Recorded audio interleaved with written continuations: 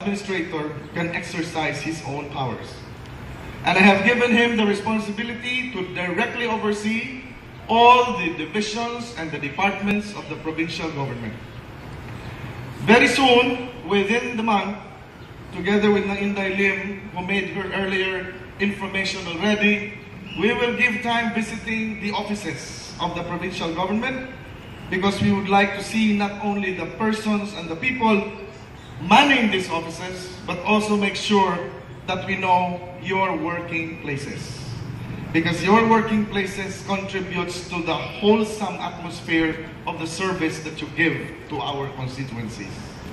So you will expect us in your offices, and of course, we will have interactions also as we visit your offices, together with the members of the provincial board, especially those who have special interest in your respective office. The next is to introduce to you the other persons in the line. I just want to introduce the persons who are new, who are coming here in my team, bago sila. The structure in the provincial government, in the governor's office, is now divided into two lines. And there is a reason for that. We do not want to mix up constituency services with the administrative work. And we do not want also to disturb the functions and operations of certain offices simply because there are special events being called.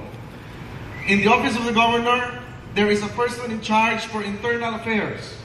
All matters relating to the provincial governor's office, all matters relating to concerns coming from the different offices within the provincial government will be under the direct supervision of the Internal Affairs Executive Assistant.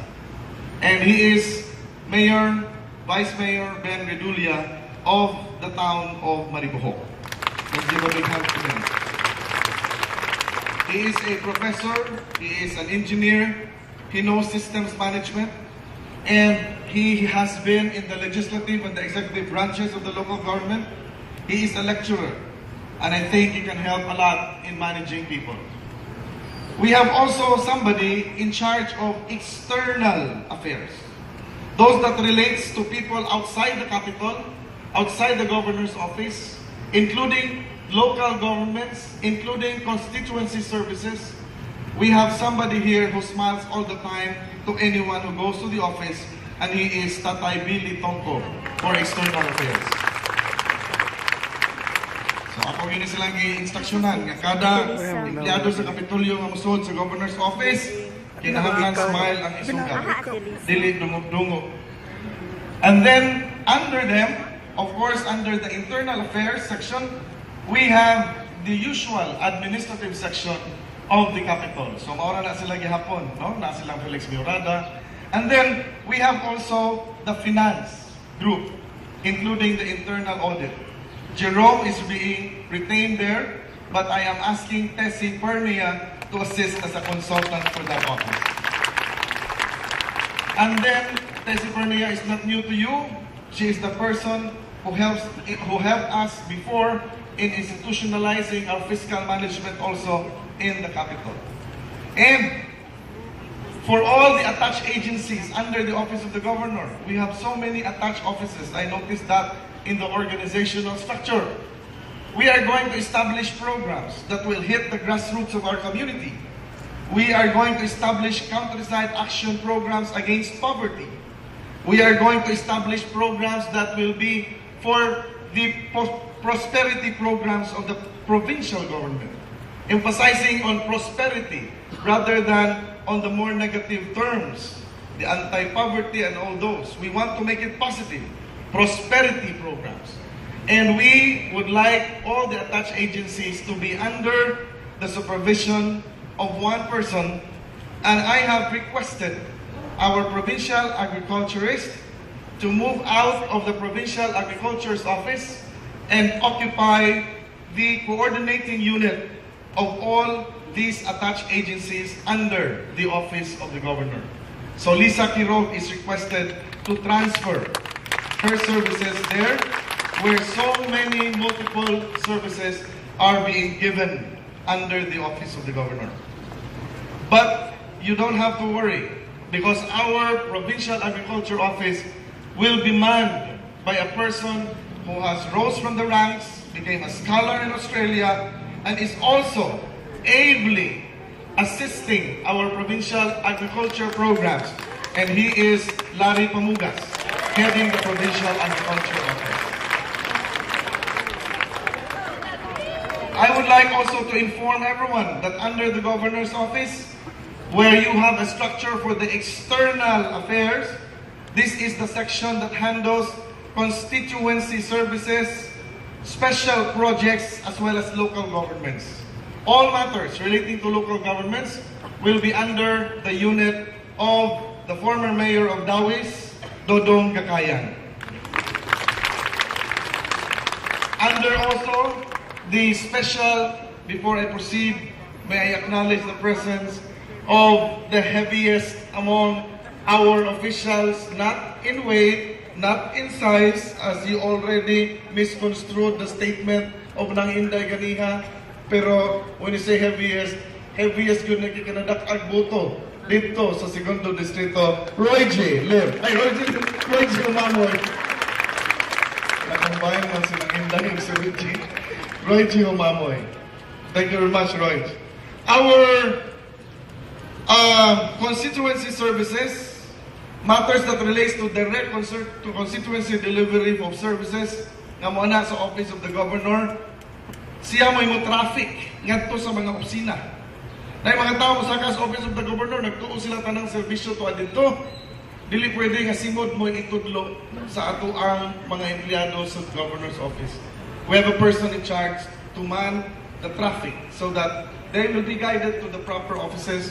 He is tasked to call the heads of agencies if there are persons who have problems in your offices nga kinahanglan i-attend sa kada opisina. The person in charge is Anthony Damalerio, who worked with me also in my congressional office before. We have one NGO, a very, very active person in the NGO community who will take care of special projects. Special projects means any activity that does not fall directly under any other branch of our provincial government is considered a special activity. Example, I asked the MAB, kinsay tig-atiman og naay Bohol Day, kinsay tig-atiman og dunay visiting dignitaries, kinsay tig-atiman og dunay mga special projects natong nahimuon, mga outreach activities, gawa sa medical missions, kay doon naman tayo medical missions consultant. Unya, kinsa may mo handle ana. It seems like ang tubag nila magama og special committee kanunay. Somebody has to do coordination work on that aron nga dili matandog kanunay ang mga lain-lain nga mga opisina. Of course, the offices under the provincial government nga kinahanglan ma-involve if they want, if we need them in the special activity, the person who will do the coordination will be our head of the special units group in the external division of the provincial governor's office. And she is Lisa Flores from Process Foundation. So we have with us a complete set of persons in our team. In the next convocation, we will just announce if there are new faces that we will see in the Capitol. But I would like to emphasize the other heads of the groups, like Iket Butalid, handling the cultural group, will have to stay. And we will just make announcements in complete list. I just introduced to you the new ones that may not be familiar to everyone. Otherwise, kung magsige kong announce din yung abutan taon so wala tayong trabaho mahimo sa atong opisina. I will be very quick. I would like to inform everyone that we will have a workshop, 2 workshops on July 7 and 8 for all heads of departments, and you will have your letters, official letters. I'm announcing this to inform everyone nga wa sa inyong opisina ang heads of departments on 7 and 8. Because we have to do a strategic planning workshop we have to look at the vision of Bohol, how they impact into the provincial, the entire